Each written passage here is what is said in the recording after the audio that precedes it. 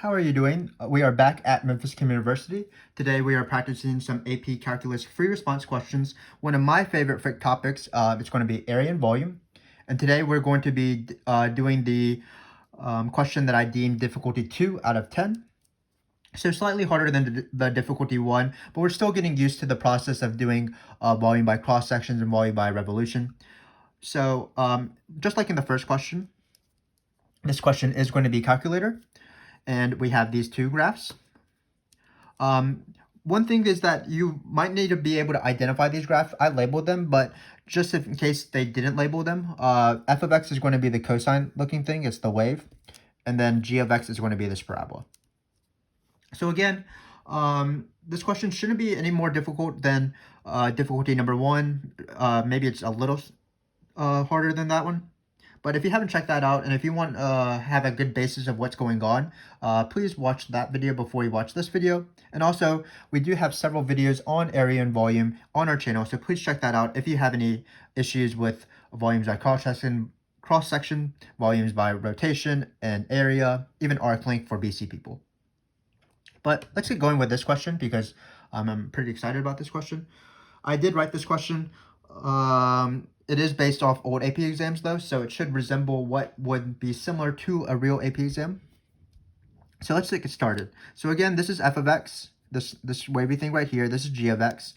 We are about to do a lot of area and volume questions, and those involve integrals. And what we need to do is we need to put numbers on the integrals eventually, so the upper limit and the lower limit of the integrals. So the first thing I do in this question is, because the intersection points are not given, I need to find the intersection points. And how I'm going to do that is I'm going to use this calculator right here. So this is our third calculator. His name is Freddie. Let's see what Freddie can do. So what I do instinctively is I start typing in this function using the graph functions of this calculator, meaning that if you have a fancier calculator like a TI and Spider, you should probably not be using the solve button in this instinct because the solve button only gives you the coordinates for x's, even if you need, in this case, you might need the coordinates for x's and y. So I just naturally start using the graph functions. Notice I'm just typing in this function. I'm typing it in wrong, of course, but notice that it's just easier just to start typing with, find the intersection points and things like that. So another thing to keep in mind with the calculator is that you should always be in radians when you're doing calculus. So before your AP exam or before any test that has a calculator, just make sure that your calculator is in radians because you don't want to miss a question just because you weren't in radians. So let's hit graph. I have my window a little bit weird, but it seems like this will be a decent enough window. So it looks like f of x was the thing that the function drew first. It's cosine of x, it's kind of wavy. And then g of x is this parabola thing. So notice we do see our two intersection points. The region is pretty small. It is this region right here. I did try to draw it on my paper, and sometimes the region is provided on your paper. But again, all we're trying to do is we're trying to find the intersection points. So we don't need a very accurate graph or a very zoomed in graph. So I think we can go for it. So to find the intersection points using a TI-84 or a TI-83, what you do is you hit second trace, which is calc. I'm going to go down intersection, of course. What they want me to do is try to just basically get close enough to the intersection point. We're trying to help Freddie out as he calculates these intersection points. So it looks like this first one, I'm going to write it down if you can read it. It's going to be negative 1.2823. And then again, I'm just going to list out the y coordinate because you'll see that in some of these questions, really as the difficulty gets higher, we're going to need the y coordinate. We might not need it for this video, but it's always a nice practice to just automatically find the y coordinate. So that's only the first point. So we do need to find the second point. So what I'm going to do is I'm going to hit second calc again. I'm going to hit intersect. I'm going to go to this calculate right here, this function right here. Hit second curve. It's around the same thing. My guess is pretty close. And then this point is 0.69541, comma. And again, I'm going to write down the y coordinate just in case I need it. So I haven't done really any math yet, but this step did take a little bit of time. But I'm hoping that now that I've done this step, some of my integrals will be pretty easy, and then I can just move on through the question fairly quickly. So again, we haven't read any of the questions, so let me reveal the first one. The first one is, as normal, just finding the area of R. So, if needed, I'm going to bend this paper so that we can see the region as we do this question. So here's the region. We're trying to find the area of R. So I'm not going to go over everything as in depth as I did in the first video, the difficulty 1 video. So if you don't understand anything that I talk about in this video, or if you want me to give you a more thorough explanation, check out the difficulty 1 video, and also check out, again, our individual videos on, for example, volume by cross-section, volume by revolution. So remember that from the first video, the area is just going to be the integral of what I call top minus bottom. Basically, what you do is you draw this dx rectangle right here. Before I do this, I want to verify that no matter where I draw the rectangle, the top of this dx rectangle is touching the same function. So for example, no matter where I draw this rectangle, the top will always be f of x. And then no matter where I draw the bottom function is always going to be g of x. So the bottom of this function. That's great. If the top and the bottom somehow change, so for example, if we had to do the region, basically more region like this, so notice if I included this part right here, now the top would be g of x and the bottom would be f of x. That's slightly more annoying. What you would have to do is you would have to do a second integral. In some cases, you can still do a single integral, but you need to change everything to y's, which would be why the y coordinates would be useful. But in this case, it's pretty easy. It's still just top minus bottom. So let's just do it for this question. In this case, again, top minus bottom is, so it looks like let's see what the top was. So f of x was the cosine thing, and then g of x was the parabola. So g of x is the parabola, that's on the bottom, so it's going to be f of x minus g of x. If you want to, if they give you the functions on the AP exam and they're labeled f and g and stuff like that, you can just write f and g. You don't actually have to write write out what they actually are. Sorry about that. So for example, you don't have to write out x squared plus x plus 5 because they gave you the functions, so they know the functions. But before we type it in a calculator, we do need to put coordinates, and that's why we found the intersection points earlier.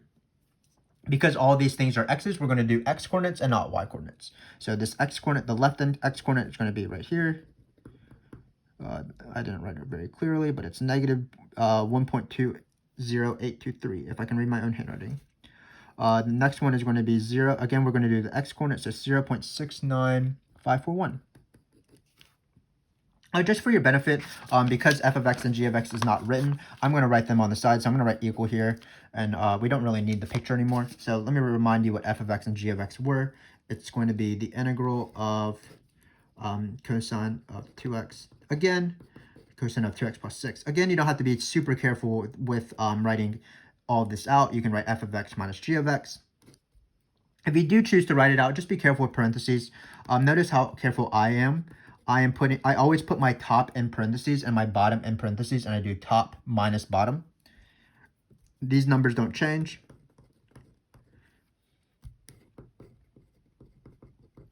Great. We should put a dx. So this random thing right here, this symbol right here, unfortunately is an equal sign. So I'm going to mark it out. So let's write a better equal sign. So I get Freddie here, and he's going to do this integral for me. Just keep in mind that if you write it like f of x minus g of x, obviously you would have to type in this. The calculator doesn't know what f of x and g of x is. So let's go down to math. Go scroll down past the algebra stuff, past derivative, and let's hit integral. These numbers are a little bit annoying to type, but it's not too bad. So negative 1.20823 is the first number. The second number is 0.69541. And then again, just like I was very careful with writing the integral with parentheses, I'm going to be careful typing the integral with parentheses. So we have cosine of 2x. 2x. Sorry, I'm so slow with the calculator, but the calculator is something that you will mess up potentially. I mess it up all the time, so I'm trying to type it in slowly because I don't want to miss the point if I know what to do. I don't want to just miss the point because I typed in numbers wrong. That'd be kind of sad. and that would probably happen to me. I'm typing this in wrong, of course. Let's write delete here, squared, delete here. So again, I'm struggling with the calculator, forgive me. Okay, so x squared. I don't know what all of that was, but plus x plus 5. Let's close the parentheses. So again, notice I have top, bottom in parentheses, and then I have the top in the parentheses, if you can tell. My syntax is wrong. I think that's because I didn't label this dx at the end, so you have to put dx here. My syntax is still wrong. This is very embarrassing. What did I do wrong? Is it this thing right here? I don't want this anymore. Great. Finally, we got the answer. So you're probably better at typing in the calculator than I am. So the answer is 2.515. Remember that you should round to the nearest 3 places after the decimal. No need for suffix. And we are done with area. So it did take us a little bit of time, but there was some sort of intro, and you're probably faster with typing it in the calculator than I am. So let's do B. So B is volume by revolution. I'm going to draw a quick sketch of what this graph is supposed to look like. So this graph is supposed to look like, here was G, here was F, so it looks like this, and this was G of X equals to X squared plus. So just be careful that G of X is actually the bottom function because it's the parabola, and then F of X is the top function, is the cosine one. Great. Yeah, so that's just it.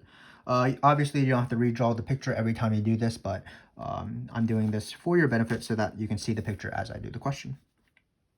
So again, this is rotation by revolved about the horizontal line y equals 8.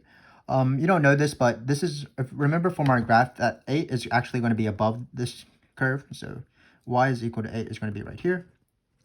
So this is where I prepare to do set up my washer, set up my inner, set up my outer, and then set up the integral. So I'm going to do a quick recap of how this works. So again, you have to choose whether you want a dx rectangle or dy rectangle. You do not get a choice. It's based off the horizontal line, the line you're rotating about. And because this line is horizontal, you always want it to be perpendicular, so we're going to choose a dx rectangle. If, for example, it said vertical line, x is equal to 8, we would choose a dy rectangle. Examples of that are in later videos of higher difficulties. So once you draw your dx rectangle, what you want to do is you want to connect using a line segment from the dx rectangle to the rotation axis, if it's not touching. In this case, it is not touching. There's some space here. This connector is representative of the inner. So if you have watched the first video, you know that I like to draw a washer. I have an inner here. I have an outer. So inner is the top. Both of them are going to be top minus bottom of certain things. Inner, if you remember, is top minus bottom of just this connector part. So let's see what this the top of this connector is touching. Well, it's the function y is equal to 8 because it's this horizontal line. So it's going to be 8 minus something. And then the inner, for the bottom, you just see what the bottom of this connector line segment is touching. And notice that it's the function f of x. So it's going to be 8 minus f of x. That's the inner. The outer is similar. It's going to be top minus bottom, but it represents the outer radius of the entire washer. So it's this entire object perceived as one object rotated around this axis. So the outer is going to be 8 because that's the top of this object minus this function right here. So this is the bottom of the object when you think of this as one single object. So that's going to be minus g of x. And then we have outer and inner. So let me label this outer. And once you have outer and inner, you're actually ready to set up the integral, and basically all your choices are made for you. So this is actually the hardest part of the question, writing outer and inner.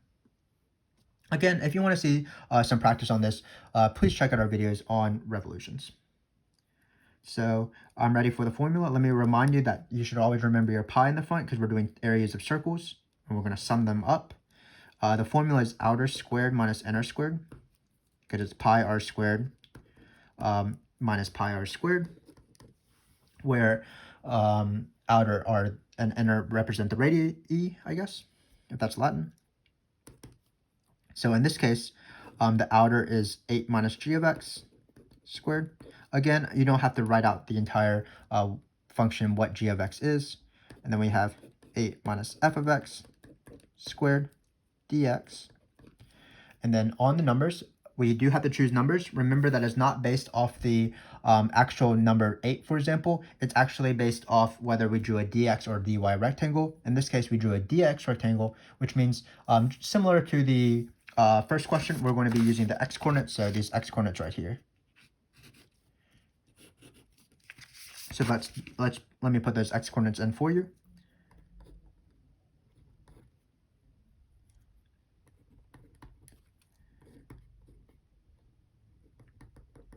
And then remember your pi in the front, and this is it. So perhaps for future videos, I'll probably have questions that are you haven't seen, that you haven't looked at what the actual answers were for the past like 20 seconds or so.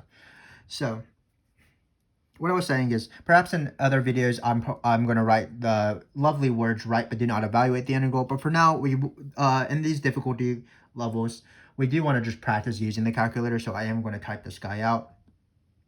Just as a reminder of how I found this, it's outer squared minus inner squared with a pi in the front, x coordinates. The outer is the top minus bottom of this entire region, of this entire object. Sorry about that. And then inner is just the top minus bottom of the connector to line segment. When you connect the region with the rotation axis, because that represents the empty space of the washer. So let me type this in. Again, you can leave it with G's and F's. Hopefully you can see that towards the edge, but I think you can. So I'm going to bring up Freddie again. Let's hit math integral two more times, or maybe 3 more times, but let's go for it for this question. Don't really know what I'm saying right now. Should probably concentrate on typing this in as accurately as possible because I'm not very good at that. 5, 4, 1. So let's start. So outer is going to be 8 minus g of x, so it's going to be, so just be very careful with parentheses as usual. So notice I have 8, and then I'm going to put parentheses around the g of x, and remember the g of x is x squared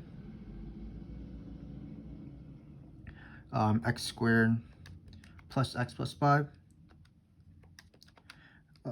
I keep making the same mistake. Like, I'm not looking at where I'm typing, and it's typing in the exponent, which is very, very annoying. So x squared plus x plus 5. Let's try this one more time. And then I'm going to close the parentheses. So right here, what I typed in right here, that is just the outer, top minus bottom. So I need to add another set of parentheses because I need to do outer squared. It's outer squared minus inner squared. So on the outside of that squared, I'm going to write minus, and then I'm going to put inner squared now. So that's going to be 8 minus, again, I'm going to put f of x in parentheses to be safe. So it's cosine of, I don't think I need a second parenthesis, cosine of 2x minus plus 6, so I wasn't wrong. And then that looks like that's 8 minus f of x, so I need another parentheses. And then I need a square because it's outer squared minus inner squared. And not, for example, outer minus inner, all of that squared. I, for some reason, always type 2 in here, but it should be x. And hopefully I typed that in right. I did get a number. I'm assuming that this is right. So again, let me just scroll through it if you can read it. So if you type this in back in. So just for illustrative purposes, it doesn't look like this video will be any shorter than the last one, even though I thought it was going to be. So it's top minus bottom. So this is top minus bottom of the outer square. And then it's top minus bottom of the inner.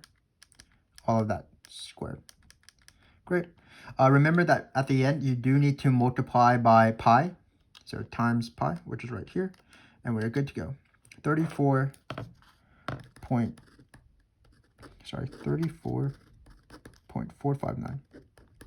I can't read. But more important than obviously typing it in the calculator would be the setup of these questions. Again, it's pi times integral outer squared minus inner squared. And if you practice setting these questions up, I believe in you, you will be fine. So let's do another rotation question as a practice.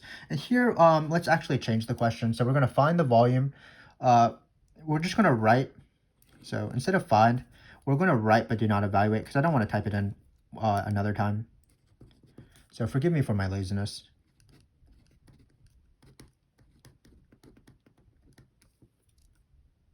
And integral, so they usually use the words an integral expression that gives the volume of the solid generated when r is rotated about the horizontal line y equals -2. So again, the lovely words are do not evaluate, so meaning that I do not need to type it in my calculator. I can just leave the integral as is once I've formed it. So again, let me remind you what these functions look like. So here's my axes. G looked something like this. F looks something like this. And if needed, I will tell you the points again. So these points, we probably will need these points again, but I'll just tell you what they are when the time comes. So again, this is rotation about about a line. So what you want to do is you want to first decide if you want a dx rectangle or dy rectangle. In this case, again, it is a dx rectangle. So it's a dx rectangle. So let me draw a dx rectangle. Because it's perpendicular to this rotation axis, which looks something like this. Y is equal to -2 is right here. What we do is we connect the rectangle that we drew, the dx rectangle that we drew, to the rotation axis, because this will signify the inner radius of the washer.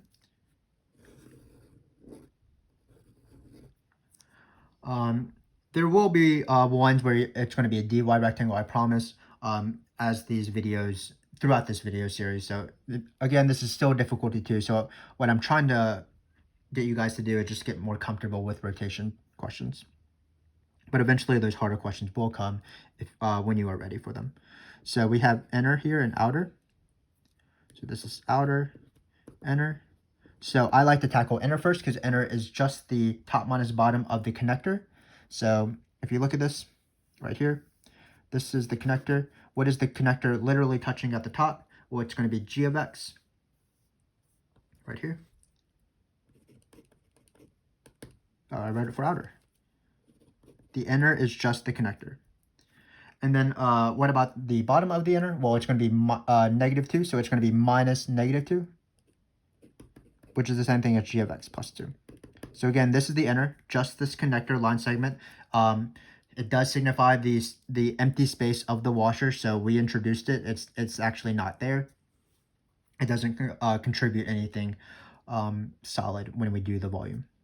So outer actually does do that because we need to find outer. So we're just finding the entire, the radius of this entire circle, which is going to be this object right here when it's rotated. So remember that outer again is top minus bottom of another thing, which is this entire object. And it looks like it's going to be f of x minus -2. So it's going to be f of x plus 2. Great.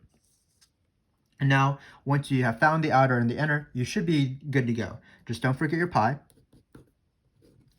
And then we're going to do outer squared. Again, we can leave it as f of x plus 2.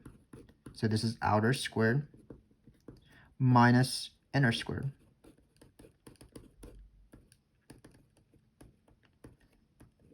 Great. We're almost done. If they ask to write but they don't evaluate, don't forget the pi and don't forget your numbers. You do need numbers on this integral. And this is where this picture comes in. We did find the intersection points at the very beginning for this very purpose. So notice the x's are still the x-coordinates, -1.20823 and 0.69541, if you can see in the shadows. And because we changed the question to write but did not evaluate, we are done. I don't think that your teacher will allow you to just change questions, but nobody grades any of my stuff anymore, so I like to change the questions when I don't like them. But this is, again, how you do rotation questions. Again, if you want to continue watching this video series, you'll see many examples of this and harder variations of this. But for now, let's do one cross-section question to finish off the day. So as you can, if you want, you can read the question. I will read it to you in a second after I redraw this picture. I think this picture is getting worse every single time, but what are you going to do? So this g of x, actually no, g of x was always the parabola. So this is f of x. Hopefully we did this last one right. Yeah, f of x minus 2, g of x is, yeah. Okay, so g of x is the parabola. So ignore this little arrow. You haven't been able to even see the picture as I was drawing it. So we have this. So this is cross-section. In my opinion, not a harder question than rotation. It's just a different kind of question. Basically, remember that the only two things that matter are what the cross-section is perpendicular to. There's only two choices, the x-axis or the y-axis. If you want to practice some y-axis, I will be doing that in future videos. The other important thing is the shape. In this case, we have the most notorious shape, which is semicircles. But no matter what, I like to draw the shape. So a semicircle, or is it semicircle? I'm not sure. But whatever it is, it's half a circle. So I like to draw the shape. Remember that there's an important side to the shape. If there are sides to the shape, which is the base of the shape, because the base of the shape is which going to be glued to my top minus bottom. Basically, this side right here, it's not to scale, but it's going to be glued. If you like cut it out and twist it, and there'd be a semicircle coming out of the page like that. And so let's be careful here. So always the base of the shape, no matter if it's a rectangle or an isosceles right triangle or a semicircle in this case, or a square, the base of the shape, the length of the base of the shape is top minus bottom. So in this case, remember that the f of x was the cosine thing, which was this function right here. So it's just f of x minus, and then the bottom one was the g of x. Again, remember that if you had some sort of rotation axes from the previous question, they are not relevant in this part, so you should probably erase them. So when you always do cross sections, you're always integrating the area of the shape. So let's think about the area of this shape. So keep in mind that the entire base, the length of the base, is top minus bottom. But what does the base represent for the semicircle or whatever? What it represents is the diameter. It is not the radius, because the entire base is the diameter, and that's what top minus bottom is. So to find the area of the semicircle,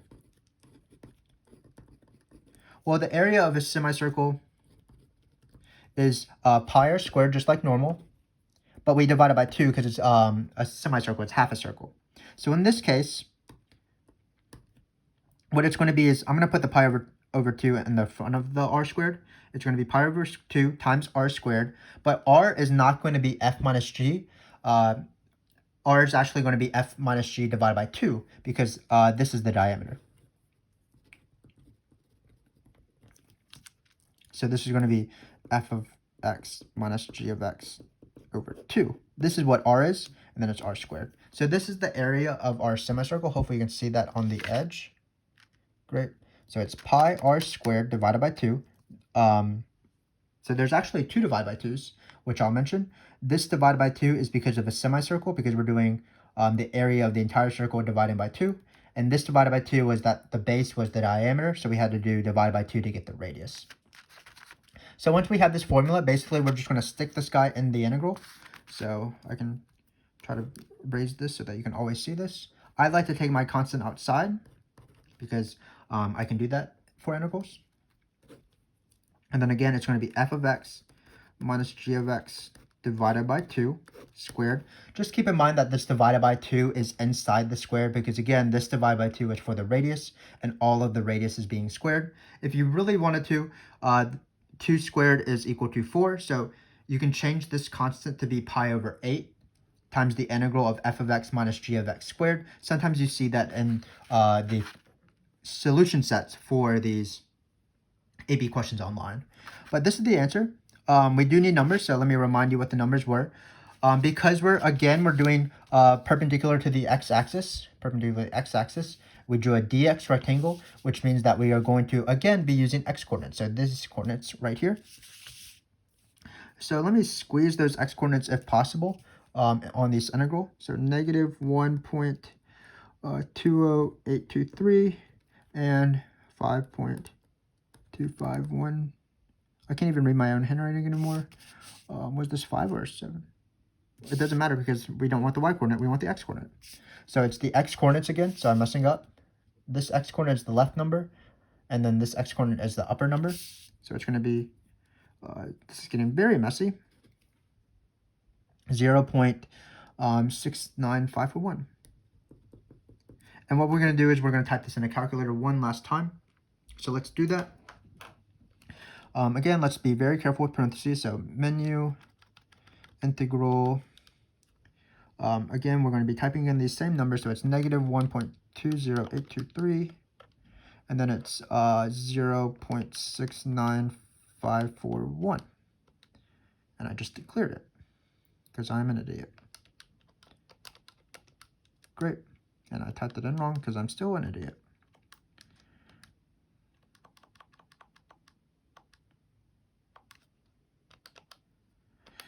Okay, so we typed in the numbers right. Now for the hard part, so we'll see if I can do this. What we're going to write is we're going to write f of x minus g of x divided by 2, and we're going to square that. So let's first write out parentheses. So it's going to be f of x. So I'm going to write f of x in parentheses as well. So we're going to have way too many parentheses. F of x, if you remember, was cosine of 2x plus 2, I believe. No, plus 6. So cosine of 2x. That doesn't look like the parentheses are in the right spot. So I'm going to delete one of them. And that's going to be minus the integral, not the integral, g of x, which was x squared plus x plus 5. So x squared plus x plus 5. I'm going to close that parentheses. So this should be, yeah, so it's cosine of 2x plus x plus 6 minus this, minus x squared plus 6, y plus 6. We're going to close this parentheses. We're going to divide by 2. Then we're going to close this part. So this is was the divide by 2, and then we're going to square everything. And then finally, you're going to press X. And then hopefully we typed it in right. And it seems like we got the number 1.0275. And because I wrote these questions, I didn't have anybody verify them. So there's a chance that all of these answers have been wrong because I've been typing in the calculator wrong. But I believe that this is right. Oh, but of course that this is not the final answer because we have to multiply by pi over 2. So we're going to delete this guy. So if you notice that I'm actually typing in the calculator, and if you want to mention that in the comments, that's perfectly acceptable and encouraged. So the final answer is going to be 1.6. So we need to multiply this by pi over 2. And then we are finally done. Again, this video was a little bit longer than I was expecting, but I was hoping to be thorough for you guys.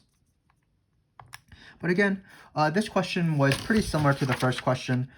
Basically, it was an area question, and then a rotation question, and then a rotation question, and then a cross-section question. For your area question, it's just top minus bottom. For your rotation questions, that's outer squared minus inner squared. Inner is just the top minus bottom of the connector. Outer is the top minus bottom of the entire object, the connector and the rectangle combined. Yes, and don't forget your pi in front, so it's pi outer squared minus inner squared. And then for the cross sections, what you want to do is you want to find the area of the cross section. Here it is the hardest area, the area of the semicircle. There are 2 divided by 2's in the semicircle formula because this is a radius, diameter to radius, and then this one is a circle to semicircle. So this divided by 2 is inside the square, but this one is outside of it. And then you always integrate the area of the shape, no matter what it is, a semicircle, a rectangle, and a square. So I'm hoping you got something out of this. If this was a little bit too easy, I applaud you. And what I would say is check out my next videos as we sort of slowly increase the level of these questions. Today it was difficulty 2. So the next video obviously is difficulty 3. I will see you there once you are ready. Please check out our other calculus videos in the meantime if you need more help. Thank you very much for joining me. I'm going to go eat lunch. Good luck and enjoy your lunch if that's what you're about to do.